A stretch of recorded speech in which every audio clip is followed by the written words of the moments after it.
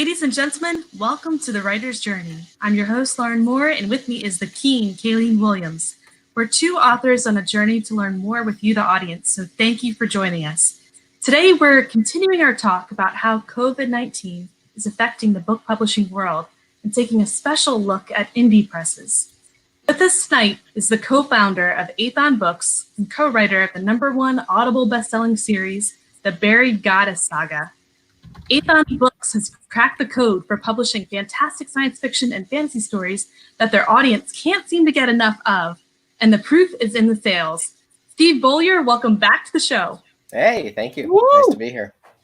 Good to see you guys again. It's great to be here. Yeah, I miss hosting and being a part of everything. And Athon took over, and I guess that's a good thing. But yeah, this show needs more of this awesome beard on it. It's here. It's all here. All here, present, and counted for. Yep. So tonight's show is going to be a little bit different because we've got a lot of questions from the audience. People are very interested in this topic. We want to know what is going on and what this means for us and our choices in the future. So I thought, who better to have on the show than an author himself and someone who's in the middle of helping authors make their careers as a book publisher. I'm hearing a little bit of an echo. Is anyone else hearing that? I hear you, Echo.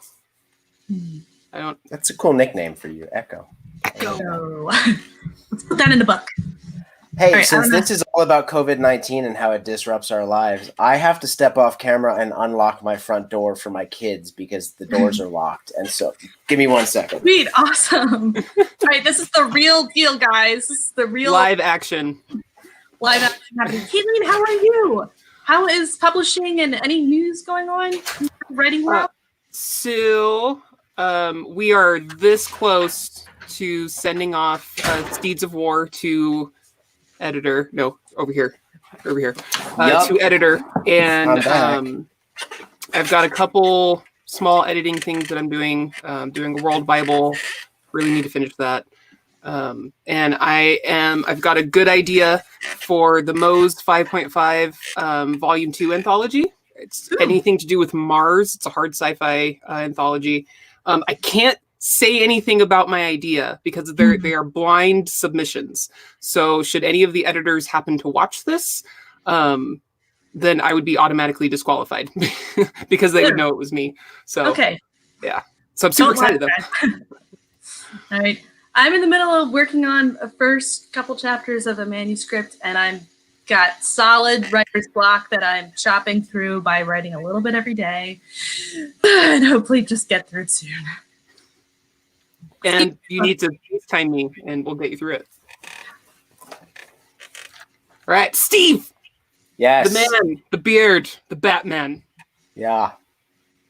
Is it me? Am I up for what am I doing currently? That was your introduction.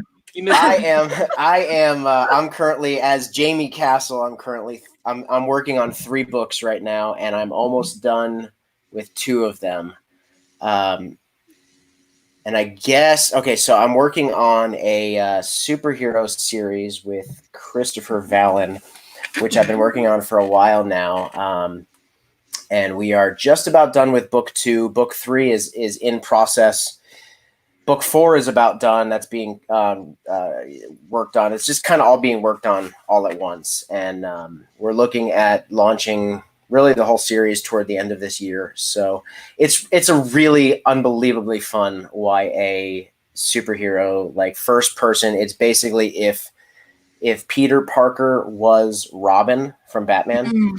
So it's like that snarky fun kid that is in school and like he's got all these family issues and all of this stuff is going on in his life. And he's also the partner for kind of a Batman analog type of a character.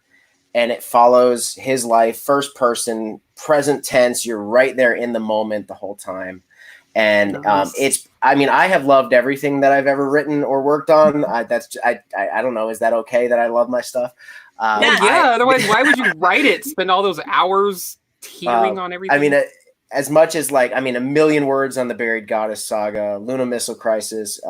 This has kind of been the most fun thing I've ever written because there's not really.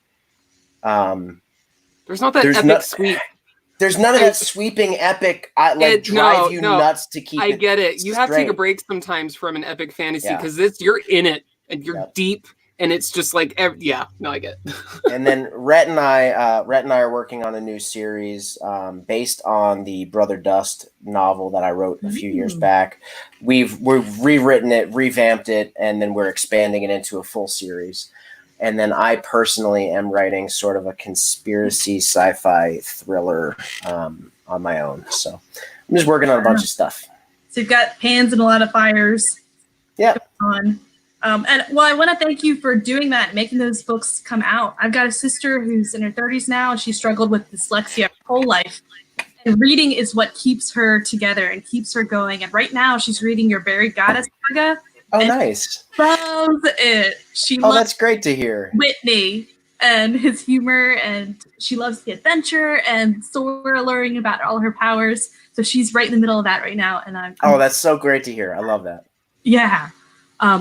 So tonight, again, audience, if you have questions for Steve or Jamie or Ethan, go ahead and pop them in the chat. We're going to try to hit them up. And again, we're talking about publishing. We're talking about... Oh, he disappeared.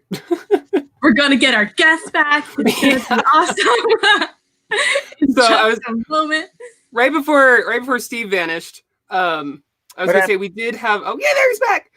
We did actually have a really good one from Facebook from B. Allen. I'm not going to butcher your name, Alan. I'm sorry, I can't do it. I'm going to show it. Yeah, it pops up. Okay. The boy. We are already self-isolating. That's the boy. The boy. Self-isolating as authors and proofreaders. So how is this different for us? Yes, I have noticed that many authors are freely giving books or services out just to help folks out during this rough time. So, yeah, I mean, how does this, forced isolation on an already isolated community be impacted? Well, we have noticed now. I have a feeling that my answers for certain questions are going to cover a huge gamut of questions. That's okay. Just because I never shut up. But that said, this forced isolation, quarantine on people who are sort of already used to that is not affecting the person as much as the person is being affected by that which is around them. In other words, I'm totally fine with the fact that I stay at home and I write and I work and I do all of that. What I'm not fine with is that my 5-year-old and 2-year-old are with me all day, every day. I have earbuds in most of the day and music so loud that by the end of the day, my ears hurt just because I have to keep the volume of everything around me drowned out. I'm constantly under pressure knowing that my wife is dealing with the kids. And of course she would be anyway, but I wouldn't know the stress and strain that she's under. So it wouldn't be affecting me in the moment as much as it is now. On top of that, for a publisher, what this has done is put us in a really odd position where everybody is home right now. So narrators, editors, authors, artists are all turning in projects months in advance and expecting to be paid for said projects months in advance. And of course, there's a lot of them. I mean, many of them are very gracious in the fact that they know that they're turning in a project that we weren't expecting until August. But cash flow becomes a huge issue when you don't have $50,000 lying around and all of a sudden there's all of these people that are needing to get paid for work that they're doing. So there's this reciprocation of responsibility, I think, that falls on us with, I'll use narrators as the example, narrators that are used to going to a studio and spending time doing this and that. And like, they're getting these big projects at studios, but now they're at home using their home studios and trying to gauge which projects they can do at 2:00 in the morning. Because, right? So they're like, the only time I can do Steve's thing. Yeah, I'm going to do Steve's thing right now. And it's like, it's not due for 3 months, but whatever, right? And then all the artists are like churning stuff out on a rapid pace. And so those are the kinds of things that I think are affecting us right now. that. I mean, that makes a lot of sense. Everyone has a lot more time, and even though their time almost seems like they don't have enough because everybody around them is home all the time. Right. My daughter's constantly coming in, and I'm just like right in the middle of the sentence. Can you just 5 minutes, please? Or I can only do narration now at night because it's too loud in the house. Yep. There's the birds, there's the kid, there's the dog, there's the mom. Everybody's home. I don't have my Monday anymore.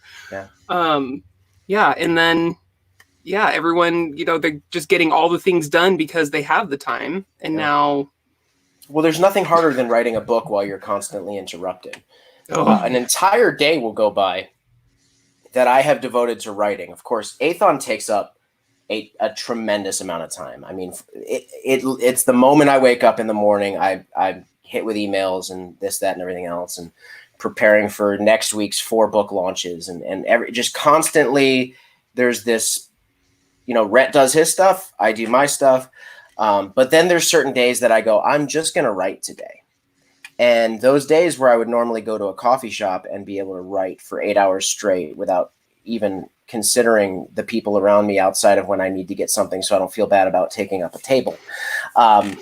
Now it's like every 35 minutes or less, like somebody is tapping on my shoulder, or the cat is jumping up on my desk and her butthole is in my face while I'm trying to work. And it's like all of those things, as little as they might be, they just took me out of the thing that I'm writing. And it's going to take me time to get back into that. And I think all of us as authors can relate to that. Right. That's a hard thing. That was the first big change I noticed when quarantine happened, was I felt like my desk got moved right next to the water cooler. Oh, yeah. Yep. Now that everyone's online, everyone's working from home, that means Facebook's way more active. My family chat's way more active. Yep. At home, there were people from my family coming in and out. I love my family. I'm not complaining about that. But the way my focus and attention has been separated into a million little pieces has made it really hard to get work done. And do you have any tips? So what have you been doing to kind of increase your focus? I know you mentioned music and earbuds. That's one earbuds. Thing. For me, I instrumental trap music at a very loud volume. I think that's the only thing that's really helped me is that. And I don't know. I mean, some of my biggest pieces of advice would be non-writing advice, and that is to take advantage of this time that we have, because I constantly have to remind myself that I am being blessed with time with my son that I would never have had ever. I remember when Oliver started kindergarten earlier this year, I was devastated, as a father. I was very, very sad because I'm used to working at home. I'm used to him being with me all the time, and he annoys the crap out of me, but I love him to death. And I remember when he was going to school, I'm like, I'm not going to have Oliver with me all day, and it's going to be very, very weird. And now here I am in this moment, and I have to constantly remind myself, this is amazing. You get to wake up every day with your son. You get to play stupid, awful Minecraft with him. So those are the things I think we really should be focusing on taking advantage of. This is a weird ass time in history that someday we're all going to look back and go, do you remember 2020? And there's not a person alive that's going to go, what happened in 2020? It's the most messed up experience that any of us has had up till this point. And I want to make sure that when I look back at it, I took advantage of it, because my business is still thriving. I am in a very unique position, I think, compared to a lot of people in America, where this will answer one of the questions. Not only has nothing negative happened, only positive things have happened during this season. Yeah, this has been an amazing season for Athon Books. Yeah, that would definitely answer Christy McClellan's question. How is COVID-19 affecting the book publishing industry? For you, does it seem like industry? Yeah, I don't know about the industry, but I know for us, it's been fantastic. What are you seeing? Well, the question keeps coming out. All right. Of course, I can't give numbers, right? Because those are my authors, right? Those are my authors, and I have to be very respectful to their That's why I did it earnings in and all of that voice. stuff. You knew I was. No, I know. I just want to say that up front. So I want everyone to know that they're not going to get numbers from me today. What I could say is this, though. You know, there was the question. I've constantly seen the question floating around all the author groups of like, let's share our KU numbers. Has anybody seen them go up? Has anybody seen them go down? First, let me say this. Aethon can't judge that very well because we have 60 authors. We have 130 books, or, you know, whatever that number is right now. And those numbers are going to fluctuate on a day-to-day, week-to-week, month-to-month basis, no matter what. So there right now, just as much as any other time in our history, we're looking at numbers going, okay, so what's different this week from last week? And why is this happening? And why is that happening? And Red and I have a very, I don't want to say la vie or like blasé attitude about it, but at the same time, like, Amazon's going to do what Amazon's going to do, right? Like, we're going to do what we do. They've got to make their own decisions.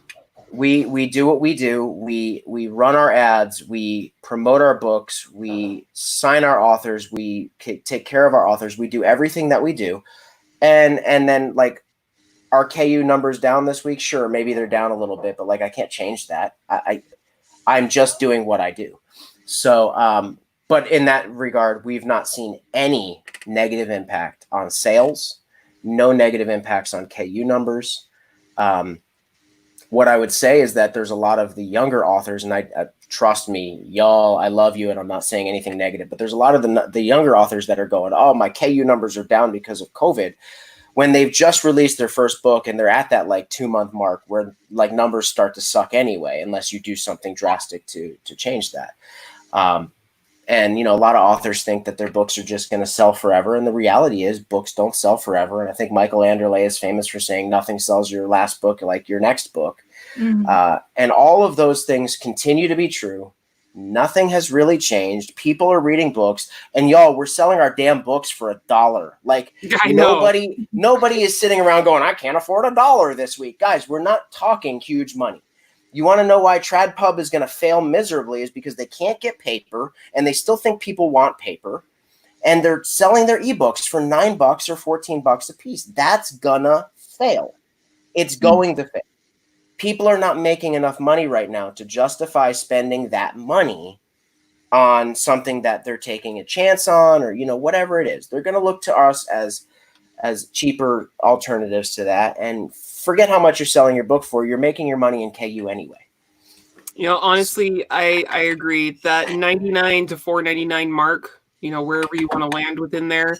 I mean, that's perfect. I mean, that's a good price depending on your genre. Everybody research your genre and where those marks are. For someone to be like, I'm going to give this a try. And if they super love it, you know what they're going to do? I need the paperback now. I need to have this. One day I'm going to meet the author and they're going to sign it and it's going to be amazing. Yeah.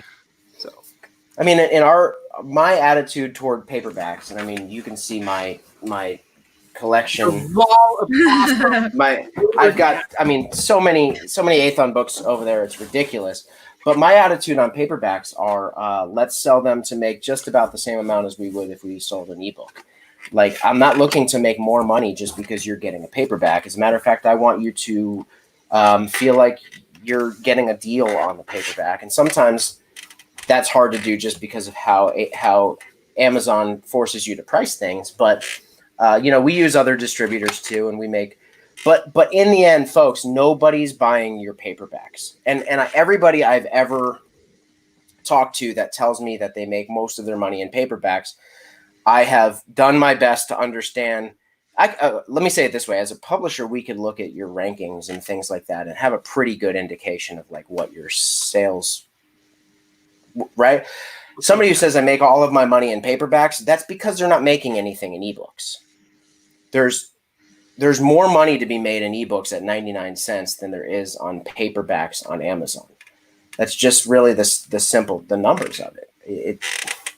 I don't know how to say it. And again, I love paperbacks and I love people, but like, I'm not concerned with paperbacks. They're just I'm not concerned with paperbacks. They're a record. They're Just say beautiful. it. They're a record. I have They're a them. beautiful record. That's it. They're for the author and the publisher, and then mom. And rabid Right? fans. Rabid fans, mom, author, publisher. And I know a lot of people are going to hate me right now, and they're going to go, "I'm selling a lot of paperbacks," but like No, you could be selling more ebooks. I have become the same way. When I first started publishing, it took me 2 years to make an ebook. We were all there, yeah. I only had paperbacks, and I'm just like, I don't understand the ebook thing. I'm not into the ebook thing. La la la. And then I started doing my due diligence a little deeper, and I'm like, holy crap! I need to get on this train if I want to make money. Yeah. So, and I hate that we're selling our books for 99 cents. It feels like we are devaluing. But guys, value only means value is only what people are willing to pay for something. And if right now the market is 99 cents in sci-fi, and as ridiculous as it is, 99 cents for a box set in fantasy, that's just what your book is valued at. It doesn't matter. You could say, no, my book is worth more. It's $9.99, but good luck selling that. So Ethan's tried like experimenting with different price points, and this is the one that they're able to make the most money on. Yeah, I mean, we know what we can make in every genre, and we know what a good launch looks like in every genre. And there is always, don't mishear me, there's always the question: could we have done this at $2.99? Right? Could we have done this at $4.99? The question's always going to be there. But the reality is, we watch vigilantly every author that publishes a book. And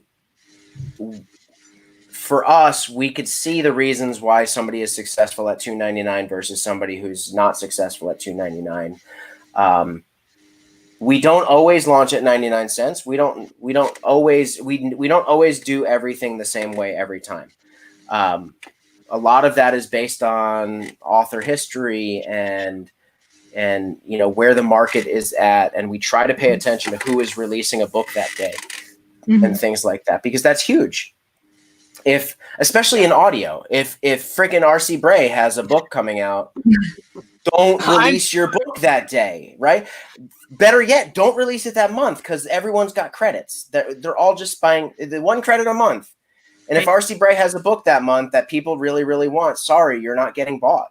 Well, how do you find out if your competitor is going to release the book when? How do you? Because they're not only our competitors, they're our colleagues. And if you're doing this business right, the goal is that, I again, like Kayleen, you made those beautiful notebooks that I didn't get one of. I'm just kidding. I'm totally calling you. I love you. I'm just kidding, because I wasn't really a part of KSM at the time. You were like fringe, knocking on the door. Yeah, right, it's fringe. Going, and then all of a sudden, but you made those here, and then it felt horrible. With their hands. I'm not one bit offended. I just wanted to make the joke. It said rising tides lifts all boats. Yeah, whatever that awesome phrase is. Although that's not fully true, there's an aspect of that is true. If you are in good relationship with the authors that you work with, whether they're an Athon author or not, I want to cheer on other authors, and I would hope other authors would cheer us on. And then we all just try to figure out where we're going to release our books so that we're not stepping on each other and being jerks, because there's plenty of opportunities. We just have to figure out how it works. And so, yeah. So one of those COVID opportunities with everyone here at the water cooler on the internet is that you can make those relationships and connections. You can maybe do a little bit of planning together, figure out what the other authors are doing and learn from each other, and maybe even coordinate a little bit. It's only competition if you make it competition. A lot of people have made it competition. Yeah.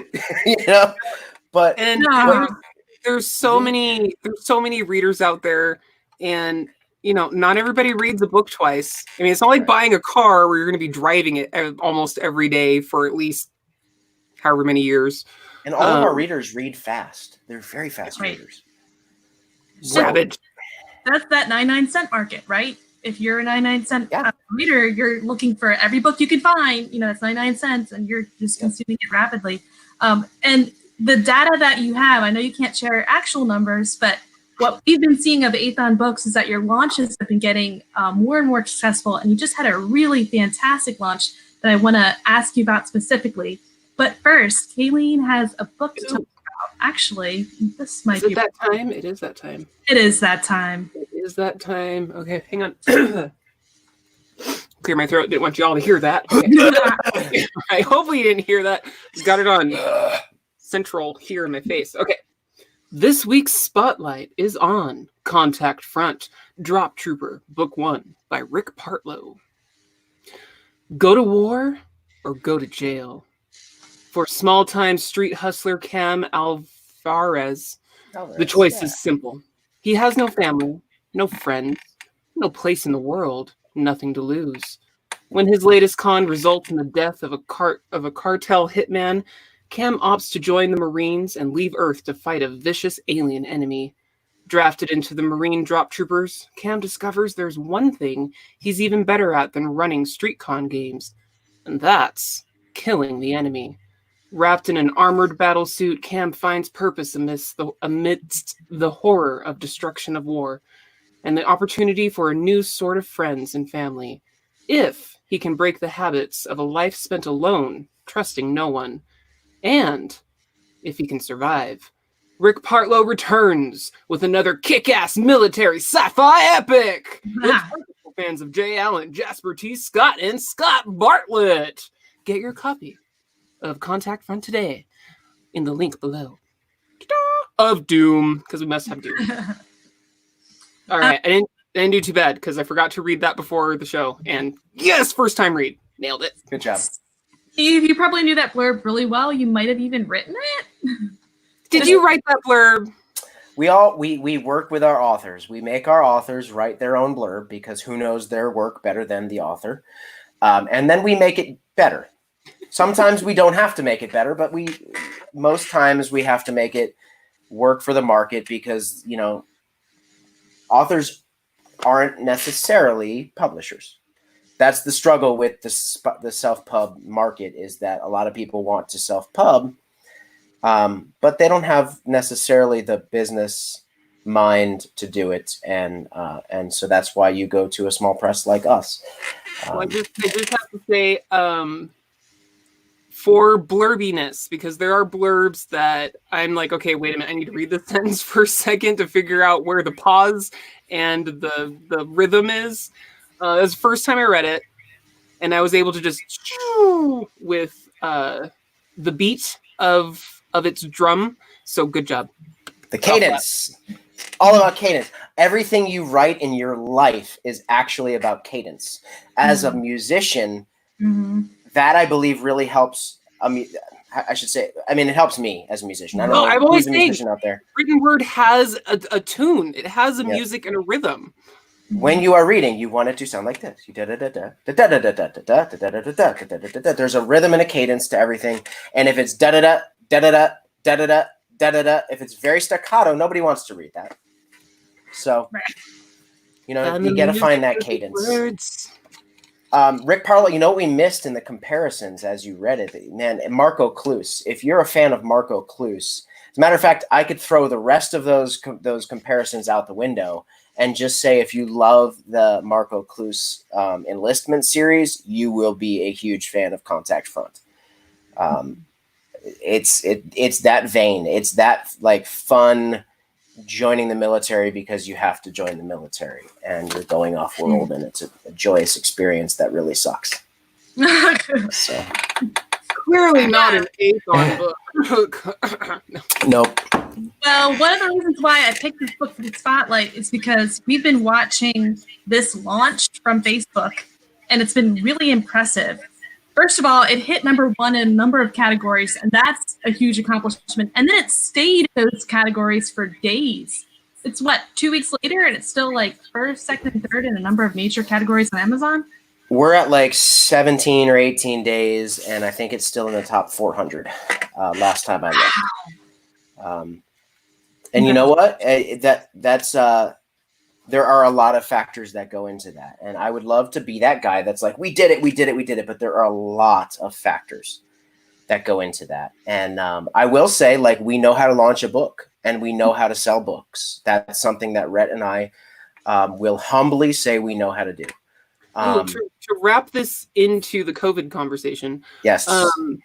On your launches, has this COVID takeover changed how you approach that in any way? Not one bit. We've just simply not seen.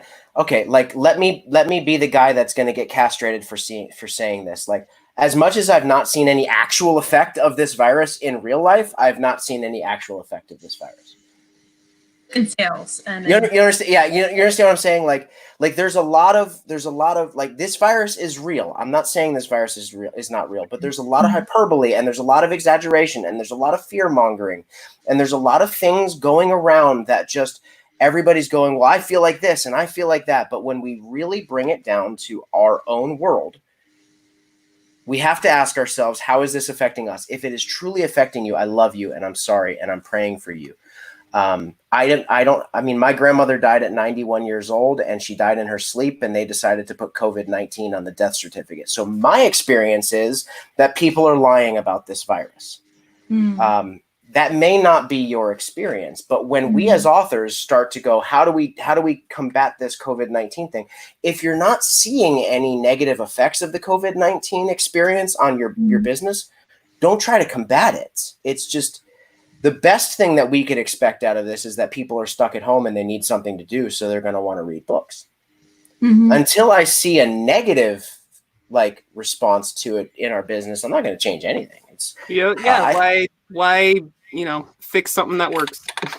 Yeah, well, full disclosure for the show, we did some research, and we've been seeing articles that paint a negative picture of the book industry with COVID, and saying that some small publishers are having trouble with getting their books published in China, where a lot of them are printed. So there's trouble with getting those books from China to America.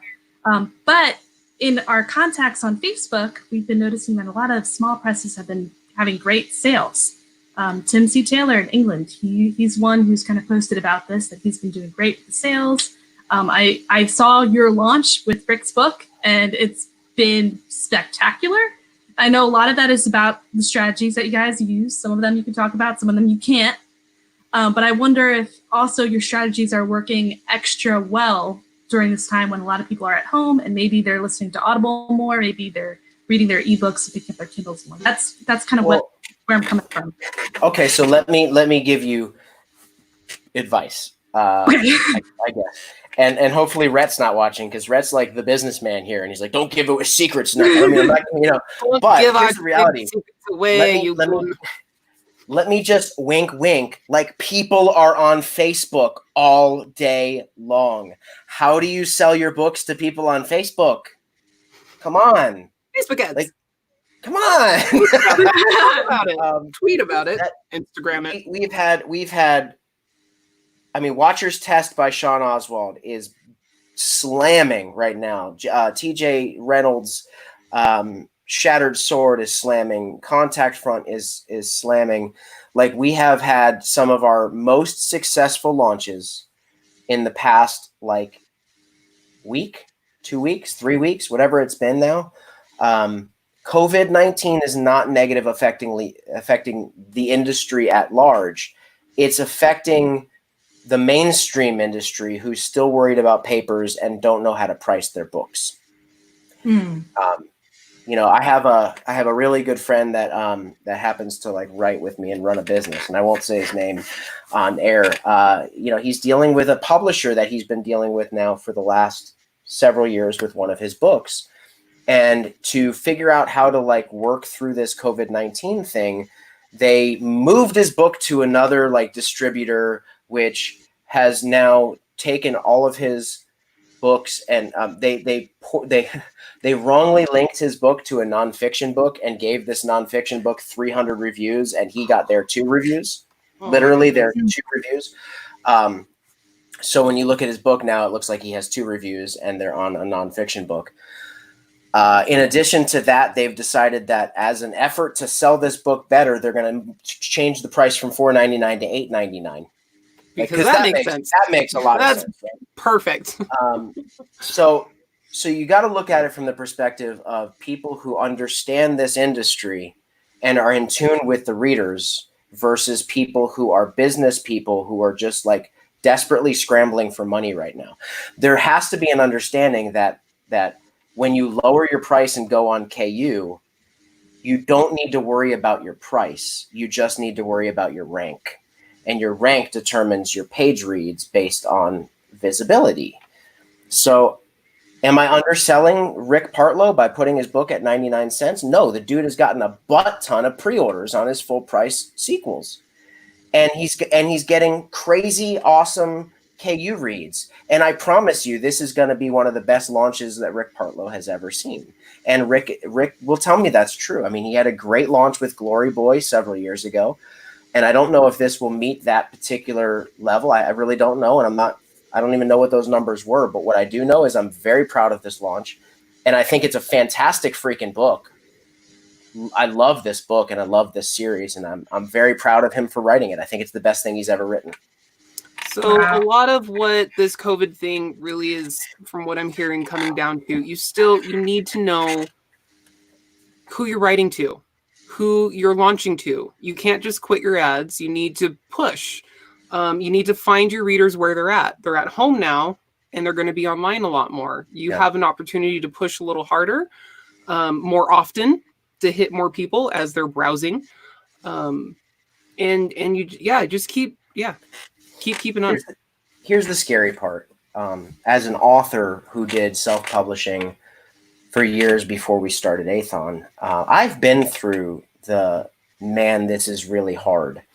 The man, this is really hard a lot of times comes from, can I afford to do a $5 a day ad? Can I afford to do this? Can I afford to do that? That's what a lot of it comes down to. And as an individual author who's looking at like ROI on their book, doing $5 a day ads on a 99-cent book, $10 a day ads, $50 a day ads on a 99-cent book is so scary. I know that from personal experience. It's very scary. You go like, I have $500 and that $500 can either help me launch my book this week on launch week, or it could buy groceries for my family for the next 3 weeks, or whatever $500 gets a month, whatever.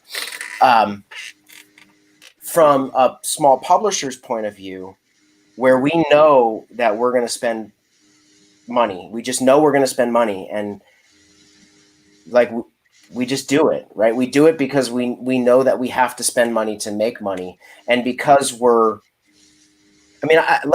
could say that. I think I can say this publicly. Like, Rhett and I don't make money off of our books. We have taken our own books, funneled them through Athon books. That was the whole plan, right? Like Buried Goddess Saga, Rhett and I, outside of like our audio advances, we've never made a dime off of it. We sell our books and it goes in through Athon, and it helps us to successfully launch other books, which then make money, which then successfully launch other books, which then make money. So we're not coming at it from the point of view of authors worried about spending $5 or $10 a day on ads. So it's hard for me to speak to self-published authors here.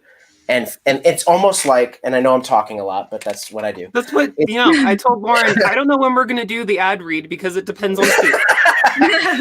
But it's like that Babylon Bee article, that joke article where it was like all the yachts line, like celebrities line up their yachts to say we're all in this together. Bull crap. We're not all in this together. You're in your $9 million mansion with $24,000 worth of ice cream in your deep freezer. Right. And I'm wondering if I'm going to be able to put food on the table for my 5 and 2-year-old this month, right? Or this week.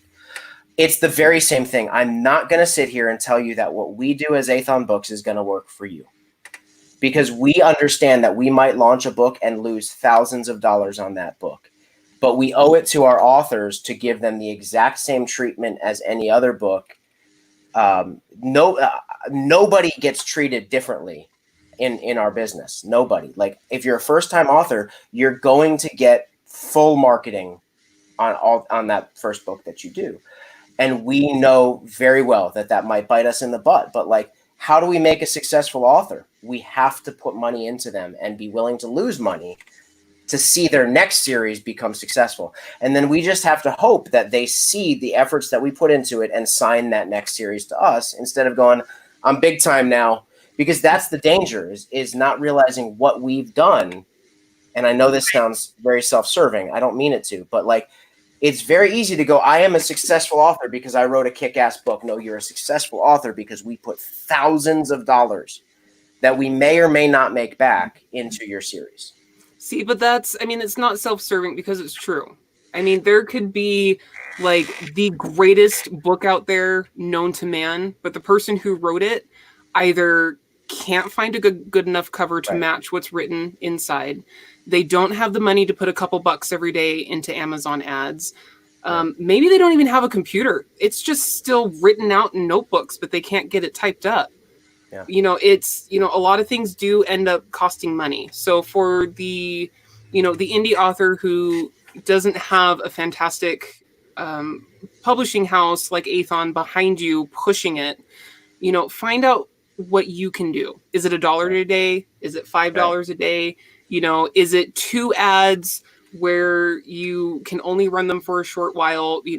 Whatever it is, pushing on Instagram, pushing on Facebook, even if they're not ads, maybe you can garner enough friends that will share it around as you post it. Whatever it is, find your way and push for what you can do, and then build on that. Each time, add a little bit more. Yeah, Steve. Yeah, there you go. Chuck so said. Writing a kick-ass book and selling a kick-ass book are two wholly different animals. It is, and I love. I have to say this. I love our authors. Like, I love them. Like, I'm a pastor more than I am anything else in my life, and so when God puts me in any kind of a position with other people, like, it is I'm getting teary-eyed because I just love these people. I love them with everything that I have. And it's my job and my goal to be author care to them. And if at any point an author feels like they're not getting the most out of their experience with Aethon, I feel like that's on me. I don't feel like I'm responsible for their success or anything like that, but I am responsible for making sure that we do everything that we possibly can to ensure their success to the degree in which we're capable of doing. So anyway, I'm going to take a sip so I don't cry. Consistently, Christy asks, is Aethon only doing series at the moment? It's a really tough question. Nitty-gritty questions now. Folks, this market is a series market. Are we only doing series? No, you could look at our catalog and see that we have some standalones. But those standalones, we are very honest, very, very honest with our authors that the chances of them having any kind of success with those books are very slim. Luna Missile Crisis is technically a standalone, and we haven't launched the ebook yet because we're under a contract with Audible Originals to have a 6-month exclusivity to them. But Red and I don't have any expectation for the Luna Missile Crisis to be this massive, massive hit because we know what the market looks like, and most people are interested in, like, I don't understand the mentality. Every now and then you'll get an old person that's like, I wish it'd stop with all the series. I really miss the standalones. And like, I go, I get you, bro. Like, I get that. But you're not the majority. For whatever reason, like, this Netflix binging mentality is like, give me the characters and give me them for as long as I could possibly have them. And meanwhile, as an author, I'm like, I just wrote 1 million words about Whitney. And if I have to write another freaking chapter about this guy, I'm going to die. I don't know. I love him so much, but I don't know how to write anything else. It's 1 million words. I'm done. I'm tapped. He's had his time. I need something different. So, I get it. Like, my daughter, right? So she's watching We Bare Bears. It was one of her favorite shows on the Netflix. And she freaking binged like 3 or 4 seasons of it in maybe like 2 weeks. And she's just watching them all. This was, I think, last summer. And she's like, oh, there's no more, but there's still so much more to be said. And why isn't the next season out? And I'm like, sweetie. And I swear to heaven, I cannot believe these words came out. It was the first time they came out of my mouth. When I was your age, I had to wait, every Saturday morning, and if I missed it, I missed it. I couldn't rewind.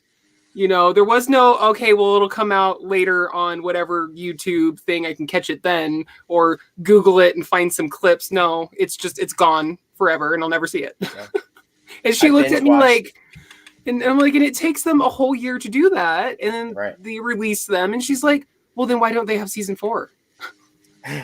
Because I binged you know, The Office. I binged The Office just recently. Yep. And I know that I'm a little far behind in that, but I watched like the first 7 seasons when they were airing, and I got bored, man. I was done. Like, I'm like, this is just like Pam and Jim are married and I'm out, right? It's just, there's no tension anymore. This time, because I was able to watch it without waiting a week in between episodes, I couldn't get enough. Yeah. That's what I think binging has done for us in general, is like, your book is 60,000 words long. That's not enough. But authors sometimes go, well, I just write 60,000, another 60,000, another 60,000, instead of going, let me tell like a full story at 100,000 words. Yeah. 3 indie publishers tell me they're interested in books that are around 90,000 words, and they want them in at least a 3-book series. And they want absolutely written before they publish book 1. That's what they're we looking have an 80,000 minimum. 90. Oh, that's important, y'all. Let's just hear that a second time. Athon has an 80,000 word minimum. I'm going to be honest. We don't always stick to that. If there's several authors that have come to us with books that I know are good books, and like, if you're going to give me a series, that's cool. We could do less than 80. But at the same time, like, if you're coming to me and going, I want to do a book for you, and I know, like, if I know you're a successful author or a good author, and like, you ask me about the series, I'm going to tell you it needs to be 80,000 words, because 80,000 words is that point at which audio matters. Until 80,000 words, audio doesn't matter. Nobody wants to buy a book that's less than 8 hours long. So we look at the audio aspect, and then we look at the viability of page reads and things like that. I mean, a 200,000 word book makes a butt ton of money on KU if you're doing it right. But then again, one author can write a 200,000 word book in 3 months when it might take a different author 2 years. So you have to look at all of those things and go, okay, well, can you write? Like, I've told authors, you have a 200,000 word book, split it in 2. And the guy's like, I wrote it this month. I'm like, don't split it in 2, just write another one. You're like, okay, then. So anyway, yeah.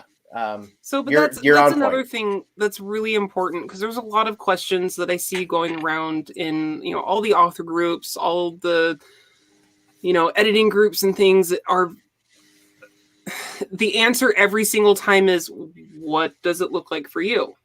What can you do? What's your time look like?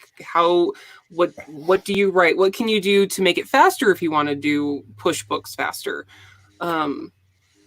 So again, yeah, everybody out there, look at what you're capable of doing. You know, 80,000 words. If you're looking at that, like, how the heck can someone do that in a month? I might be able to do that in 9 months.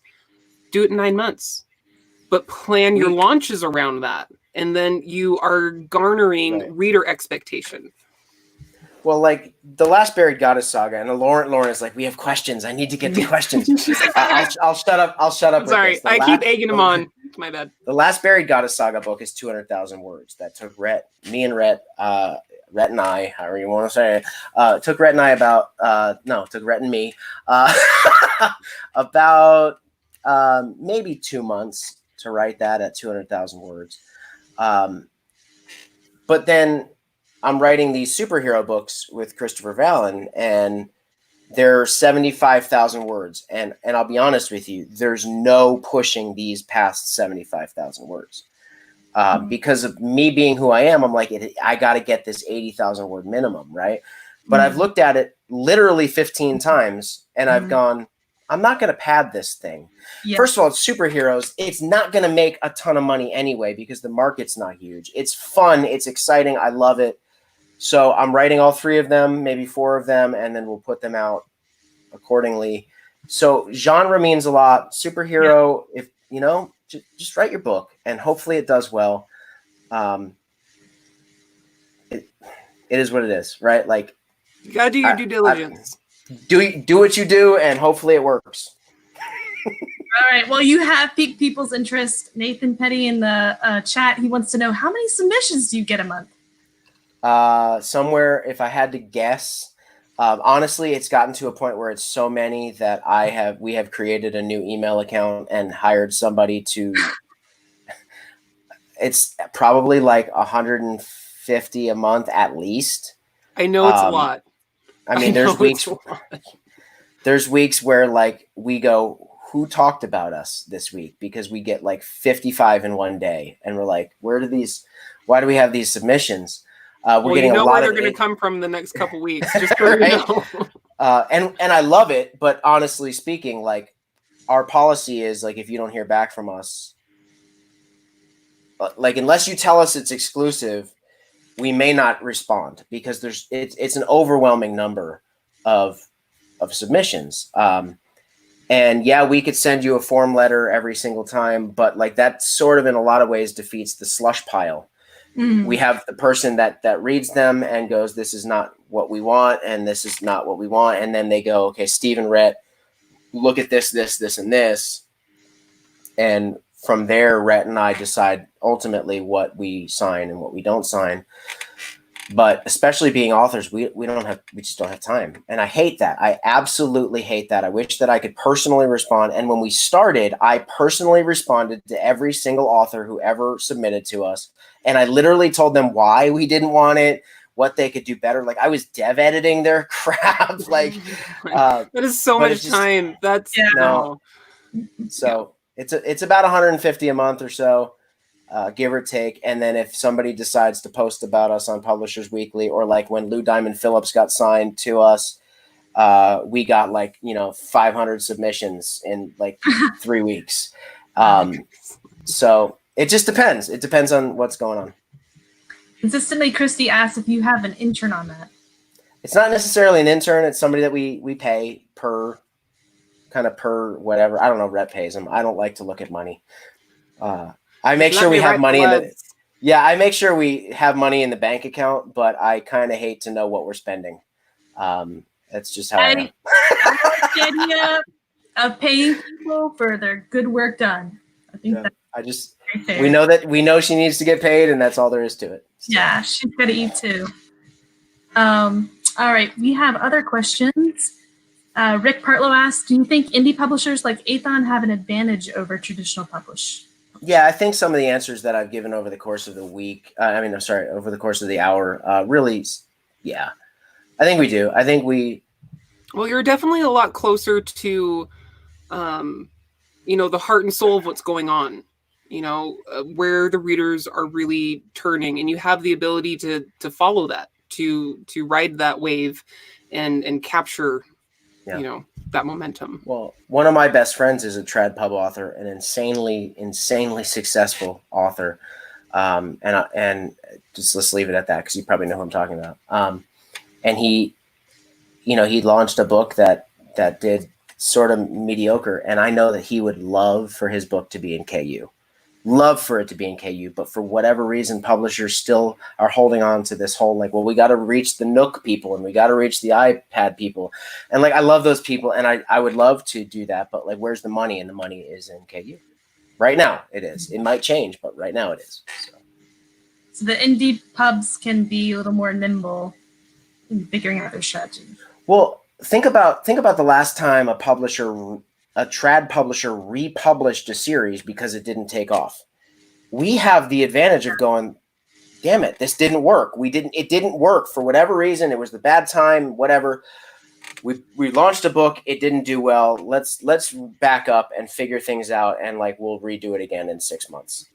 That's the benefit that we have, as we can do the same thing that a self-published author can do without worrying about any of that stuff. We just text our author. We go, hey, I don't know what happened, but it wasn't what we wanted it to be, so we're going to try again. And they're like, all right, cool, let's try again.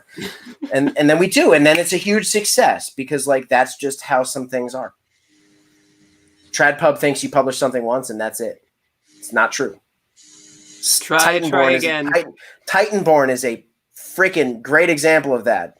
Rhett sold more books in one day when he self-published his book than Random House did since in 2 years. Wow. So that should be an indication. All right, Patty Finn asks, given that COVID has some of the bigger publishers to finally take ebooks seriously, sort of. How do you see their jump into the market and impacting the indie sphere? I don't, because they're scared to do anything like a 99-cent launch. They're too afraid to do it, and they've built up their platform in such a way that it's more about prestige than it is about anything. I mean, I know trad pub authors that made $150 on their series, right? So, I mean, have we had authors that maybe like didn't have really tremendously successful stuff? Sure, but you know what we're going to do? We're going to figure out how to do it again. Or we're going to release a box set, or we're going to do this, or we're going to do that. And, you know, every author that we get will hopefully have the opportunity to have some form of success or another. And in our minds, like, success is differently based, right? Like if you sold 2,000 books because your book was 99 cents, that may not be the greatest thing ever, right? Because 99 cents at 2,000 sales is not very good as far as finances go. But at the same time, you just reached 2,000 people, where I know self-pub authors that they release a book and sell 12 books and they don't know how to do anything more than that. Like I have done everything that I could do and I sold 12 books. Well, I feel that 2,000. Yeah. And Kayleen, I know that you've had that experience, right? Yep.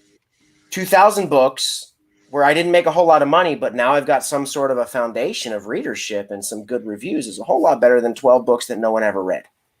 Right. I'm hearing you say 2,000. I'm like, really? I want that foundation. That'd be nice. It's a foundation. That strategy works if you have a backlist or you're going to publish a series. It doesn't work so well if you've got the one book. Yeah. Which is why I keep writing. You know, I keep writing new things. I've done, you know, the short stories to keep myself sharp.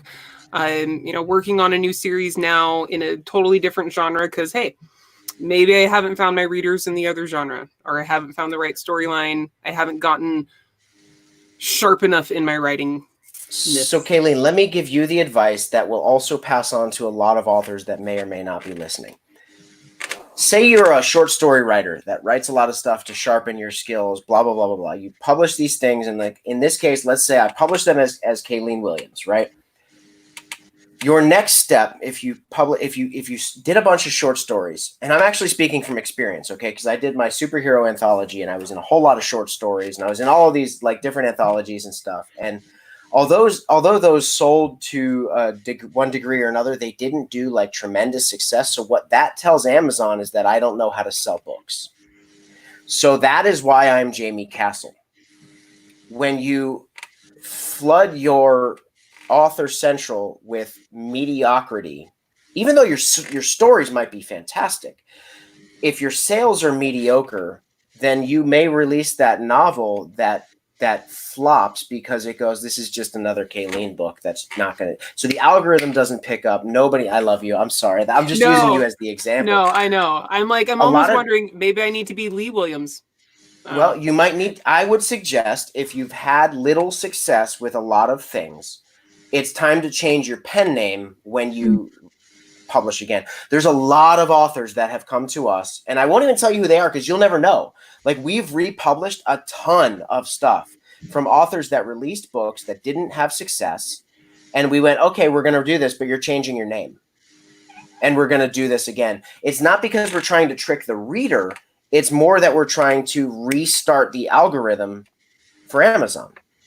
That's what it's about. It's like, okay, Steve Beaulieu did not have tremendous success as an author, so now I'm going to release this series that I think might have success, so Jamie Castle is going to do it. And lo and behold, Jamie Castle is now a selling brand compared to Steve Beaulieu that probably would have flopped. That makes sense. I mean, it makes a lot of sense because the algorithm, whatever it is, I have not yet figured it out. I'm trying. Most authors haven't. Yeah, honestly. it does what it does, and it helps where it helps. And if you fall into the pit, which, yeah, my name's probably definitely in the pit, it's going to be hard to pull Kayleen Williams back out of it. Remember, it's not a hard and fast rule. It's not at all. Because you can have authors that sell 1 million copies of a book, and that's not an exaggeration. I know authors who have sold 1 million books and then came to us because they went, I can't sell books anymore and I don't know what to do. And then we release a series that does a pretty damn good job selling. So there's not like this hard, fast rules. It's just something that we think, give yourself the best possible opportunity that you have. Change your name, change your this, do your thing. Do you wiggle your cord thingy? Okay, so we are coming to the end of the hour. Hopefully Steve can not be scratchy and and you're muted. You muted yourself. Can't hear you. Can you hear me? There you go. Okay. All right. Much better. Perfect. I'll be there. Last question. Matt Heron says, whatever you do, don't ask him about the humidity in Florida. Okay, serious question. How do authors with no graphic design competency find great and affordable covers? Steve is really good at this. Matt is a really good friend of mine. Matt and I co-wrote Culture Shock together, which then went on to be an MG Heron individual original. He rewrote it and then went on to write the series. But we got our relationship writing. He did a couple of anthologies with me, and then we wrote the Gun Files book 1 together. So I have done a lot of, actually, those of you who know me, like I just love helping authors. I'm an author advocate, right? And so I can't tell you that I'm going to like do everything. If you need a help on your cover, like I can't do everything for everyone. But that's what he's talking about. If you have a cover that's like almost there and it's just not working and you just need typography or something, I'm either going to do it really cheap or free, depending on the situation. And I'm throwing myself out there right now. Like, if you just desperately need help, if you can come to me and honestly say, I've done everything that I can do and I don't know what to do anymore and I'm out of money and I've got this cool artwork, but I don't have good typography, would you help me out? If you're being honest, like, I don't have money to do this, then just text me and we'll see what we could do. You know, I will vouch for that. I spent, I don't know, maybe 3 months. No, maybe not quite that long. Anyway, way longer than I needed to, trying to figure out typography for Steeds of War. And I couldn't do it. It was pissing me off. I got the names. Like, you did the names exactly as I had the names. But it was just like all this stuff up here. It was... I'm just like, Steve, for the love of holy Christ, please save me. And he did. And he helped me out, and it looks amazing. Well, let's say, Steve, you're just really busy because you're having an awesome time with your family at Disney World or something, and you're unavailable. Is there another inexpensive avenue for authors if they need good cover? Can I? Okay, let me. This is one of those, like, it's competition, and like we don't want to give away our artists, right? But like at the same time, like, those artists need to make money, and I hate more than anything when authors hoard their artists away. So what I'm going to tell you is go on deviantart.com and find good artists and just text them. I found all of our artists by just scouring the internet and going, hey, where are you? What are you doing? Do you need work? Are you busy? Do you want to do this? Do you want to do that? And I say this with like love in my heart, but not all artists around the world need to make what American artists need to make to live. Okay? Mm-hmm. Don't rip them off. Don't be a jerk. But to somebody in Argentina, $400 pays the bills for half a month. In America, that's not how it works. And I'm not trying to take money out of American artists' pockets, but if you're bootstrapping, figure it out. Like, if you're an American who's making good money and you can afford to like use whoever you want, that's fine. But like guys, there's ways to do this stuff and not be a skis ball. And like, I have artists that tell me I just need X amount of money, and I go, okay, I'll give you X amount of money. Just make sure that you're around for me when I need you. And that's the deal that I make with artists. Like, don't bail on me, and I'll pay you more than you're asking me for. Because that's, I think, the biggest issue that we have with artists is that they do a cover for us, and then you can't get a hold of them for 6 months. So make that deal up front. Like, hey, I want to charge you $700 for your art. I'll give you $900 if when I need your next piece of art, you don't make me wait for 4 months. Got this book to launch now. And I let them know ahead of time. Like, And $900, listen, I know $900 is a huge amount of money for a lot of people, but that was just a number I threw out, right? Make deals with these artists. Let them know, here's my release schedule, and I've got 3 more books coming out, and I'm going to need art for this, this, and this. Can you put aside time for me?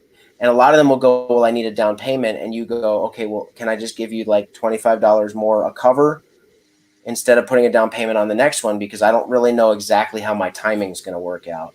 And I'm telling you, these artists love to work. And I mean, because their art's out there with every successful launch, that's their work, being blasted across all of the interspace.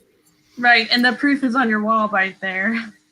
Oh yeah, right, that lovely designer wall. I want to have a wall like that. This guy is from Russia. He's a little more expensive than some of the other ones, but he's a good friend of mine, and he did really, really damn good job. This guy is from Argentina, and he started off doing Galaxy's Edge because I introduced them. He did all of the Galaxy's Edge stuff, and Jason and I both go, you're worth more than that, and we started paying him more money. In the end, you have to respect your artists, but there's always a point at which you have to start with them. And I'm okay with starting out. If they tell me they only need $200 to do it, then that's cool. Let me do this first one for $200. And if it works out well, now it's $500. You deserve more than that. So pay them fair, but you can be creative in where you find them. Start on DeviantArt. Yeah. ArtStation, ask around, look for recommendations. Buy art that's already been produced. There are all of these artists have like massive amounts of art that they've already painted that have not made any money for them.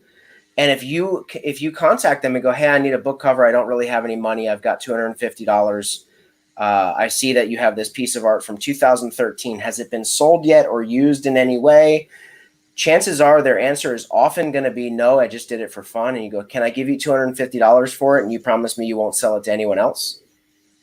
Literally 9 times out of 10, they go, can you make it $300? And you go, sure. I have $300. And now I've got this amazing artwork that's been sitting around since 2013.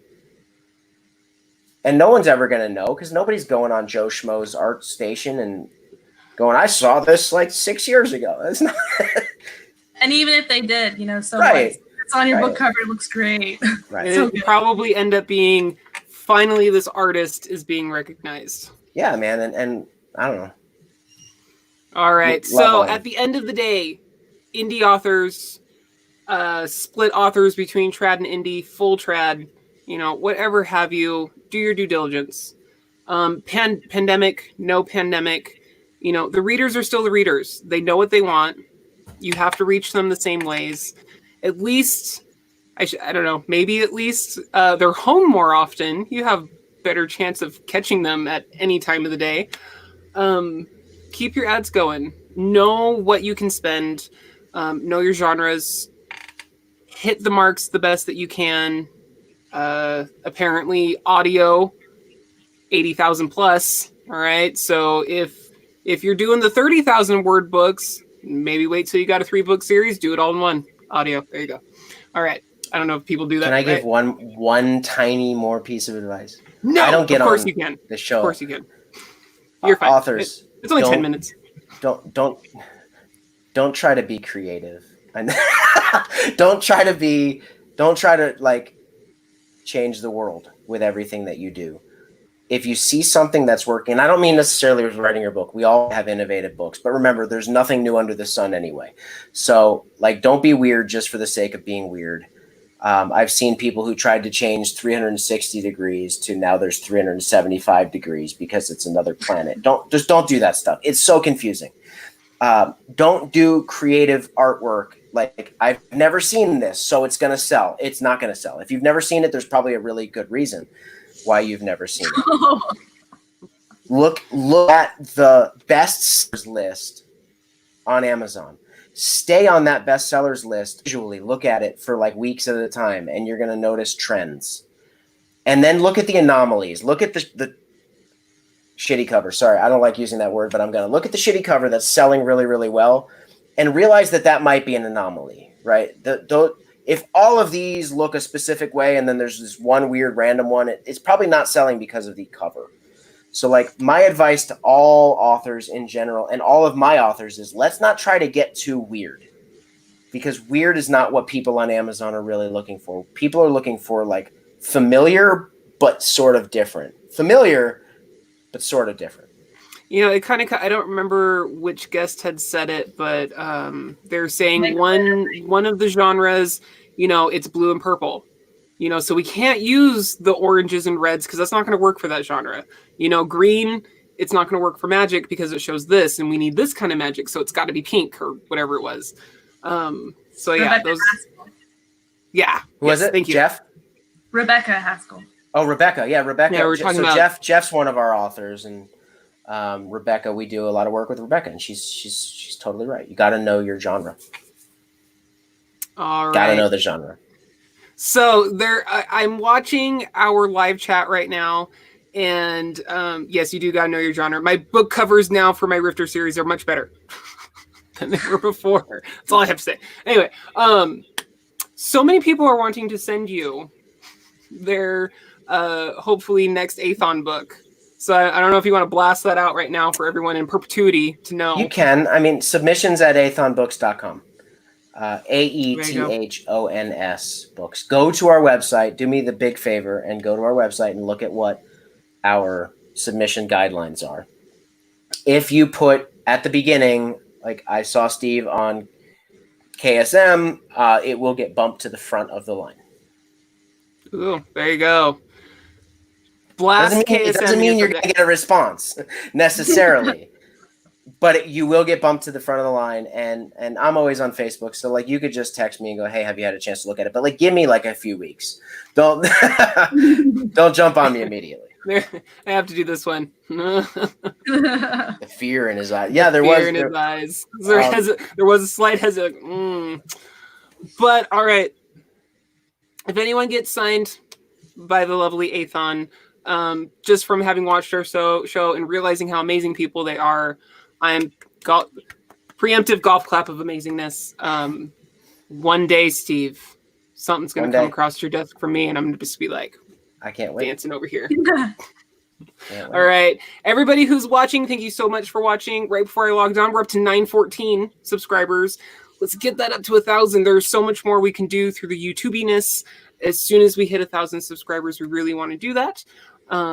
Make sure you hit the little bell. Make sure you subscribe. I think there's a third button. I don't remember what it is, so that you know every time we have a show going on. Yeah. Be sure to check us out Monday, Thursdays. There's Tuesday mornings in our Facebook group. There's my story times that I really need to start doing again, but COVID and it's crazy. Anyway, thank you so much for listening, watching, here, now, everywhere, every day, as we can. Keystroke Medium, Writer's Journey. Good night, guys.